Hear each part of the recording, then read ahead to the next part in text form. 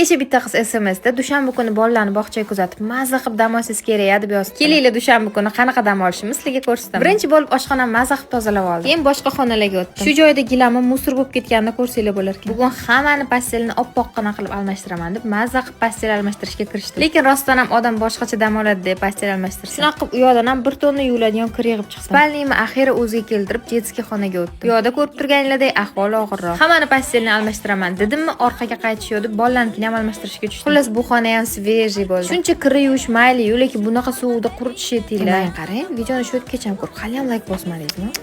Oyoq kiyimlarni ham yuvib, ko'chaga quyoshga qo'ydim. Kechqurungacha qursoq qilib joylab qo'ydim. Keyin xonalarni mazza qilib pilisos qildim. Buncha musorni hali pilisosim ko'rmagan. Eng oxirida kichkina ishlar, pol artash, chang artash, oynalarni, qo'lizlarni ketqilish. Ertalab 8 da boshlagan uborkamni axiri tugatdim dedim, lekin xomon bilan musor meni kutib turgandi. Shu ikkita ishni ham qilib qo'ysam, keyin rosta kasmiga dam olaman. Menimcha hamma onalarning dushanba kuni shunaqa dam olish bilan o'tsa kerak. Fikringlarni kommentariyada kutaman.